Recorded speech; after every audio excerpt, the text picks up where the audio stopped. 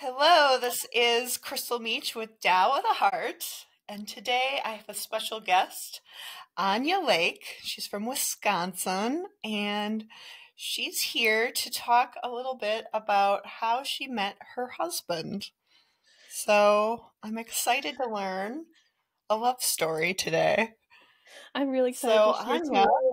Thank you for having me. yeah, yeah, thank you for coming on, and yeah, let's get down into it. Yeah. So I want to hear this love story. Okay, so I got to go back a little because I was actually born and raised in Germany. My grandpa was in the U.S. Army for I think 40 years, and then for part of that time he worked for the army in Germany, and that's where my immediate family still is. That's where I was born. I was raised there, and when I Where, graduated college, wait, where in Germany were you located? I'm just um, interested. in the Frankfurt area, which is kind of central Germany. Okay. Um, yeah, so that alone seems crazy to me about how my grandparents and all met, and that is a whole nother story in and of itself. But when I graduated college, I was in college to be a teacher, and in Germany, you go to college first, and then you do a year and a half of student teaching. So during my last year of college, I was like, you know what? After I graduate is really the only time I will have in my life where I get to do something completely different before I start my teaching career. Because I wasn't married, didn't have any really, I didn't have a house, nothing. I wasn't really tied down. So How I old were thought you? about it for a while. I was 25. Okay.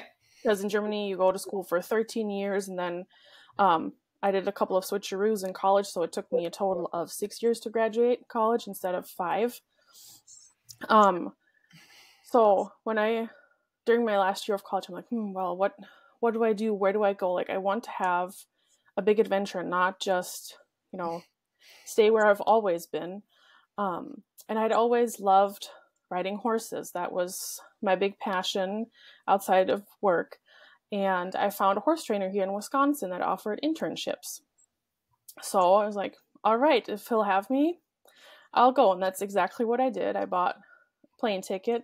And in my head, I'd said to myself, okay, I'm going to stay for about a year, maybe a little bit longer if I really like it.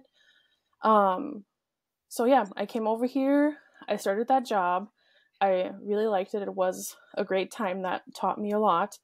And then I was living with two of my coworkers because we had this little like bunkhouse on the ranch, and those two started dating, and then they kept like pestering me, well, why don't you find someone? And at first it was like, no, not really, because I still at that point wasn't sure if I actually wanted to go back to Germany because I liked it here so much. And they would not stop pestering me. It was every single day they would be like, well, why don't you find someone, and then I finally caved because I was so sick and tired of them constantly pestering me, and I downloaded Tinder to my phone. And I know that Tinder is for a completely different purpose that I was not after at all. But I was like, you know what? You never know. So I downloaded it and I didn't do anything with it for probably like a week or so. And then I was like, well, I can just go look. So I'm looking and I see all these people. I'm like, meh. And then I came across my husband and I'm like, oh, he looks really nice. So we got like matched up wherever it works on Tinder. I really don't remember much of how it works. Um, so we got matched up, but he wouldn't start talking to me. And I was like, well, he looks really nice and he sounds really nice. So, okay, I'll text him first. So I started texting him and it went back and forth. We exchanged numbers, but he wouldn't ask me out. And I thought it had gone really well through all the texting. And then I was like, I really, really want to meet this guy. And I'm like, okay, I'm going to be brave. I'm going to ask him out. So I did. And we went on our first date on Easter Sunday because that was really the only day I had off. So we went out to dinner. Yeah. And then we just have been inseparable since then. Oh my goodness. Yeah. What is your husband's name? Steven, or Steve, as most everybody calls him. Yeah. Okay. Yep. And so So what did he think of you asking him out? That is the funny thing that I don't think he told me until I think it was after we got married. Um, because we had both been kind of in the same position where we've struggled finding a relationship that was actually good for us. Um, both of us had very much, or we both had the feeling that we were never good for anybody. So apparently, so my husband and I were both Christians, and apparently he had told God, well, God, maybe if it's the right person, she will ask me out.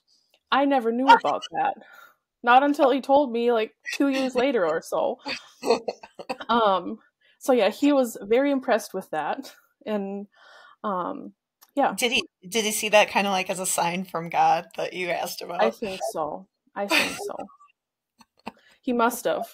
I obviously didn't know about it, so but yeah, he said he thought that kind of stood out to him and definitely reminded him of the little conversation he had had with God about that. So yeah, How that long have is you two been married now? we'll be it's been 5 years in August, and we've been together for 6 years. So Aw. yeah, we both knew very quickly that we were in it for the long haul. So, do you celebrate on Easter? Like, is there like a We we anniversary thought Easter? about it. We thought about it. What we would do, like, do we take the date? Do we take Easter? Do we just do our actual wedding date? So now we just stick with our wedding date. Okay. Yeah, because otherwise it would be too complicated. My grandparents kind of do that because, funnily enough, they got married Easter Sunday 60 years ago. So they celebrate 2 dates a year. Aw, Yeah. that's cool. Yeah. That's a weird like coincidence. Yes. I've actually never thought about it until now. I'm like, oh, yeah, that is interesting. And Yeah. what was I gonna say? So, how did you know that your husband was the one? Um, he, from what he had told me in the text, he said that he is very much a what you see is what you get kind of person. And then what really, really stood out to me is when we met at the restaurant, I I'd never like physically seen him, but immediately I felt so incredibly safe and like I could be me without, having to hold anything back, without having to apologize for anything, without changing who I am. And that was, I had never felt that before. Um, and he said he kind of felt the same thing, that he could just be himself. Um, the safety thing is probably partly because of his size, because he is like 6'4", 200 something pounds. Like, he's a So big you dude. kind of saw him as a protector? I think that was like part of it. Like, I knew, because it was kind of a blind date, and my coworkers had said, well, if you don't feel safe, just give us a call, we'll come get you out, and stuff like that. And I kind of had that thought in the back of my mind. But as soon as I saw him, I was like, nope, he is a safe person to be around. Like, he is very nice and very, yeah, not a threat unless he needs to be. Do you feel like he was your type? No. Well, No. Oh, no. I mean, interesting. Can we um, talk more about that? yeah, I had he's tall, which is that part has always been my type. But I before had been attracted more towards like dark-haired um guys with like a dark beard and um yeah, just different looking than he is. He's blonde and he has like a blondish reddish beard. So now obviously I think he's super handsome, which I thought when I saw his picture too, but it wasn't what I typically would have been looking for, looks wise. Um, Character wise, I would say definitely he is what I've always been looking for. He's very calm and patient and honest. He doesn't really hold anything back, and when I get really anxious, he just stays calm, and that helps me to calm down. So I think we're a really good fit. We are opposites in a lot of ways, but then in a lot of ways we think very similarly. And um, I think our general like mindset and what we think about things is the same, even though our characters are very different. Okay. It's so interesting that you say that because in my coaching program for women, that's one of the number one advice that I give women when they start dating is don't date your type. And look at where you, you ended up. Yep. And what's great about not dating your type is that you let your guard down Mm-hmm. and you get to be your real self rather than trying to be someone that you're going to please. Mm-hmm. Yep. And I think that was what felt different to me about him too, is that I could just be myself. And he's told me too that he has had that same feeling with me, that he can just be who he is without having to apologize for it. And I've talked to him about this, and I said, if you want to completely change the essence of the person you are dating, it's probably not the right fit, because you shouldn't want to change the essence of who they are. If they have some habits you don't like, okay, fine, whatever. I mean, I do stuff my husband doesn't like, he does stuff I don't like, but it's not the essence of who we are. Okay. So, Yeah, that's good advice. What are some key things that you believe makes your marriage work? I think the fact that we accept each other and we don't try to change each other too much is helping a lot. Communication, we talk a lot, even though we both absolutely hate talking about our feelings, but some days we just put on our big girl and big boy suits and we talk about it. And I think the fact that we are both looking for the same thing in life and share the same values and morals really, really helps, because I feel like if we didn't, we would argue a lot, definitely.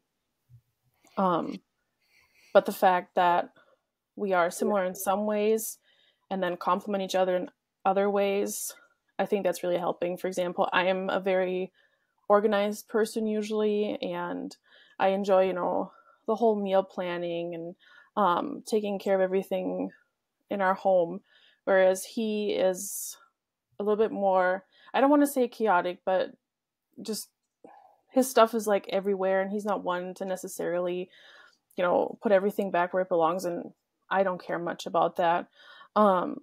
He's a lot more introverted than I am, but I think we bring that side out in each other, where I'm okay with staying home more, he's okay with going out more. So I think that is really, really helping, that we understand each other and understand our needs. Yeah, you're coming up on another key point here because what he is doing in his chaos is men are usually single focused. So putting something back is not necessarily part of the result. Yep. So you're kind of understanding how you think versus he thinks. Yep. And men and women oftentimes they're not able to see that because they can only see what's in their filter of their mind. Whereas you're kind of, you're showing that you can see all of him. Yeah, definitely. I don't, yes, some days I mind that his clothes are all over the floor, but oh well. I also think there's more important things to life than arguing about where the clothes are, or I don't know, the fact that I always have to kind of like shoo him out the door when we need to go somewhere. Oh well. Yeah, and it is what it is, and there's more important things in life. Yeah, and that's another important point too, because Um, women don't necessarily, women's brains are different than men because we're driven by hormones, specifically estrogen. Mm-hmm. And so we don't necessarily have the focus that testosterone has in men. So, like you're talking about, you like to clean and keep the Mm-hmm. house, whereas he's much more focused on his result. Mm-hmm. And yeah, but at the same time, you're able to see the priority. So, for the small amount of testosterone that you have, you're using it consciously to Mm-hmm. prioritize. Yeah, definitely. And I can definitely see that, he has his mind set on the next task in front of him, and maybe like two others that are kind of connected to that. Whereas I'm thinking about all the things all at once. And sometimes that's overwhelming, but he also understands that. And he'll call me out and say, "Okay, hey, I think you should sit down for a minute and just take a deep breath and relax." Yeah. And I definitely need that. That is very much true. Wow, that's so amazing. And at the same time, there's so many women that need to hear that Mm-hmm. because maybe they aren't able to see a successful relationship because either they grew up in a household where there wasn't one, Mm-hmm. or number two, they grew up in one where it just didn't work and they don't know how Yeah. to make it work. Yeah. So, Yeah. thank you I so totally much. get that. I think I could have, you know, as I was dating over the years, and um there have definitely been times where I could have settled and like compromised on what I wanted um in a husband, and I didn't, because something didn't feel right. And I trusted my gut feeling, and I'm very glad I did, because otherwise I wouldn't be here. Um and I don't know, it's just, I think both for my husband and I, it is that sort of unconditional love that we have for each other. We just love each other the way we are. And yes, there's days where it's not easy and where we're annoyed with each other. But we've also always said from the get go, we're in this forever. Like, there is no out.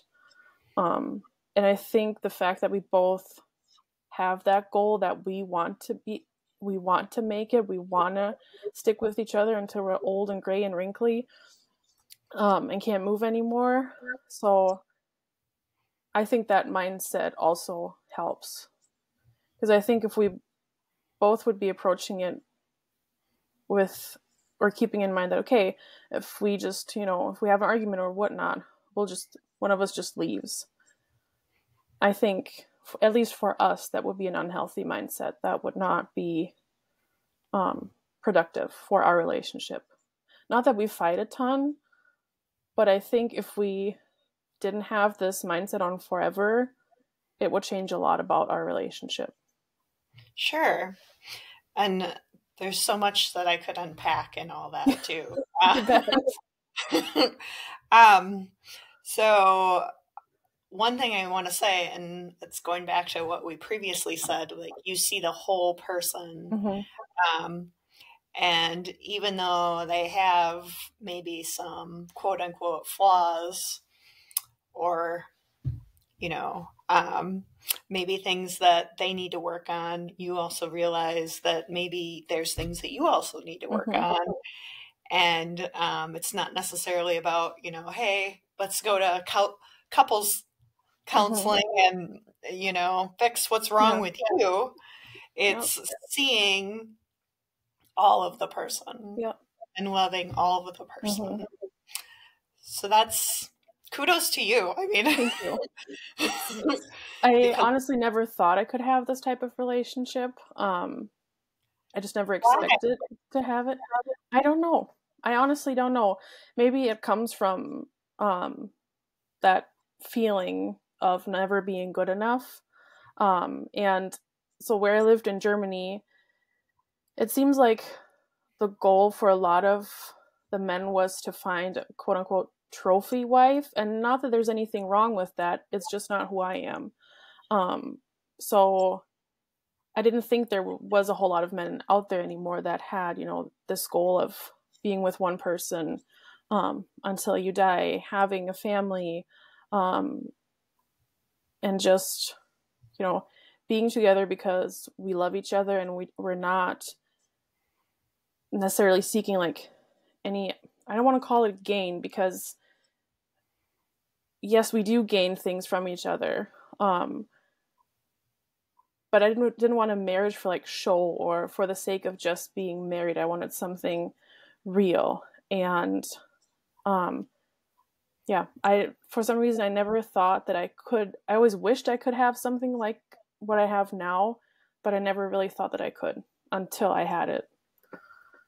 And then it was very clear to me that, I could never make it without him. And now you see that you do deserve it? Yes, absolutely. And I think my self-worth has also changed. And I think that is not necessarily because my husband just loves me the way I am. Yes, that is definitely part of it. But he doesn't care what other people think about him. And I think that is kind of starting to rub off on me, which is really good because I've not always been like that. And I feel like I can be myself. And once I started feeling like I could be myself, my self-worth went up. Yeah, because you were validating within rather than outside of yourself. Exactly. Yeah. This is such a beautiful conversation.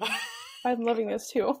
Because I don't ever get to like talk about it a whole lot, even though I feel like it is a very important part of my husband's and my story. Yeah, it is important. And just to honor that and for others to see it too is a huge deal. Yeah.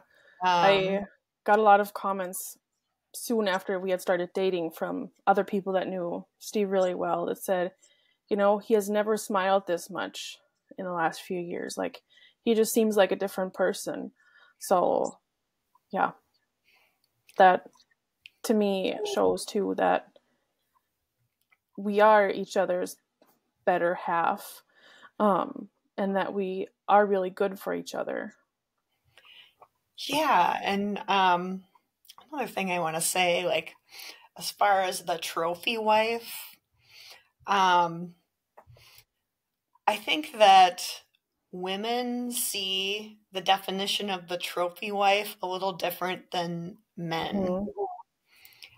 So maybe you could talk more about that? Yeah, I completely that's completely true in my opinion. I think as women, we just see these trophy wives as, they have a certain body type. They're always groomed perfectly and they seem to have this perfect life and they Like have Barbie. everything that they want and the perfect husband and marriage and kids. That's kind of how we perceive them, I think. And we obviously don't know what's going on behind closed doors, but sometimes we can forget about that, especially when we're not in a really good headspace. I think we tend to look more at what other people have that we don't have, and then we feel even worse about ourselves. And now I think it is completely different because my husband has told me numerous times that I'm his trophy wife, even though it doesn't look like the classic or if I don't look like the classic trophy wife that as women like to think of, because he has told me that he never thought that he could have someone like me, that loves him just the way he is and doesn't want to change anything about him, that is not going to cheat on him, that is not going to put him down, that's just there to support him and love him and just is an equal partner in this life. So, yeah, my image of that trophy wife or trophy partner has changed completely. Yeah, and It's so great that you have that validation too, Mm-hmm. because it's not a construct. You're already it. You're Mm-hmm. already the trophy wife. Yeah. Aw, that's so sweet. And it it took me a while to understand that. And as my husband and I were having conversations, um, it kind of dawned on me, and it started sinking in more. And again, with tied to that self worth, is that I have enough to offer. Um, I don't need to change who I am. I can just be me, and that's good, and that's Yeah. good enough. Yes, it's enough. Mm-hmm. You're not meeting a target. You Mm-hmm. already are. You already are love. Yep. Aw, what a beautiful message. Thank you so Yeah. much. Is there anything else you want to say to our Well, audience? I this one conversation my husband and I had just came to my mind, and it was, I think we had been dating for maybe like 2 weeks, and I think we were both realizing that we were falling in love with each other, and not that we weren't young anymore, but weren't also in our early 20s anymore. My husband was 29 and I was 26 when we met.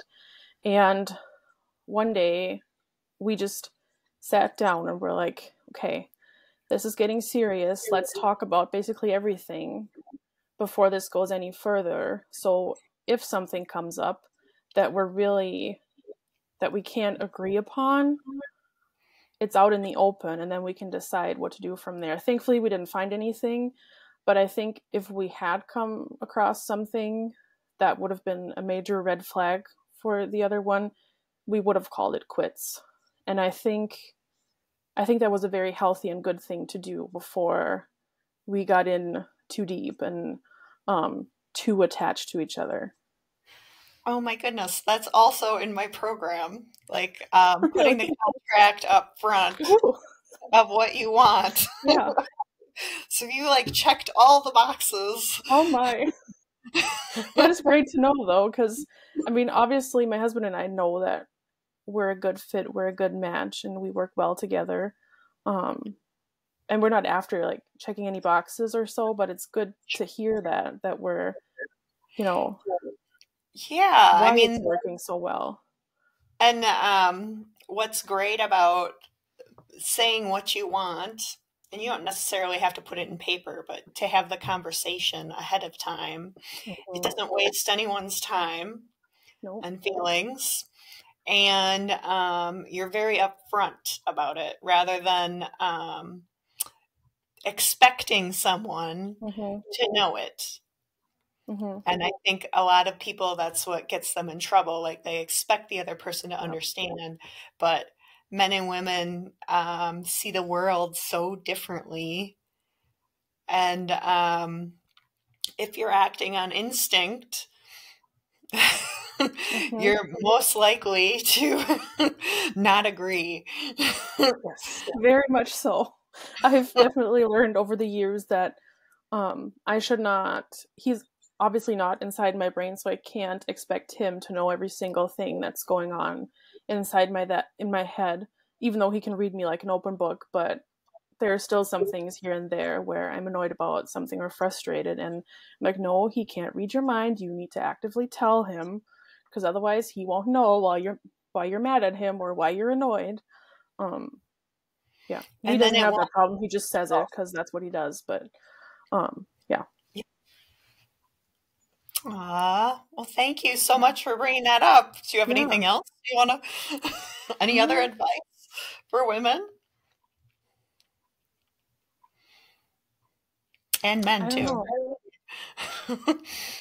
I think what's really making a big difference also is showing each other that you appreciate each other. And that doesn't have to be through like big gestures, like, I don't know, getting flowers all the time or doing this and that for each other. It's the little things. Like last night, I wasn't feeling good. We had this weird 24-hour stomach bug over the weekend. And last night, I just was not feeling good. And usually, after we eat dinner, I go ahead and clean up the kitchen. He keeps our daughter entertained. and that he just knew last night that I wasn't feeling good. And he's like, nope, you go lay down. I got this. It's the simple things like that. Or I always make his lunch for him. Could he make it himself? Yes, he could. Would he? Maybe. But that's just my way of showing him, hey, I appreciate you. I love you. Here you go. Here's your food for the day. And I think it's a lot of those little things that make a big difference without us necessarily realizing it all the time. Yeah, and I think when you set yourself up to do that, like, it's flowers or whatever tradition that you create or ritual, it's almost like that other person suddenly expects it all of a sudden. Whereas that, getting flowers or something should be special, right? I mean, so then when you do get something special, it's you're really able to honor it, I guess. I know that you're saying that about the expectations. That makes me really think, because I don't think we have the traditional set of expectations towards each other than we're in this together, we love each other, and we're doing this life together, and we need to figure it out together. And I think that's basically the only consistent expectation we have towards each other. Everything else is a bonus. Yes, that's a very important point, because, we kind of grow up in this world of entitlement. For example, say you're a title of a teacher or actor or something, and that title is based on the past. Whereas what you're saying is that your relationship is based on in the moment. So you're leaving that expectation based on the past in the, behind you. Yep. It's about now. And that's a huge gift in itself. Yeah. I think so too, because I've seen all these relationships around us, and they're all great in their own way, and there's things about each one that I'm like, yep, that's nice. And then there's other things that I'm like, I don't know about that. But then again, every couple is different, and what works for one couple doesn't have to work for the other necessarily. So finding our own way took some time, but I think we found it now, and we're in a good place. And obviously things are always changing. I mean, once you become parents, everything changes, and you have to find yourself in that again, or job changes, or whatever comes up in life. But just to know that I can rely on him and he can rely on me, that I don't think that will ever change. Aww. So beautiful. Thank you so much. Special. Super special. I'm sure that many women will be reaching out to you, wanting to know all your secrets. Well, so, I might have you on again. I'd be happy to do so. But honestly, I was just being myself, and I stopped apologizing for who I am, what I do, and I think that made the biggest difference. Oh, totally. Oh, thank you so much. Thank you. Yeah, like I said, I'd love to have you on again. I'd be happy my to. Coaching program, you've checked a lot of the boxes. So that makes me happy too, because I'm like, oh yeah, it does work. Yes, it does. My advice works. Yep, it sure does. Aw. Well, this is Tao of the Heart with Anya Lake. I'm going to put her information in the box below if you want to contact her. Also, I have a coaching program. It's 12 weeks long to help women come back into a relationship with themselves and therefore have better relationships with others. So thank you so much for joining me today, and Have a great day. Thank you for Bye. having me. Bye.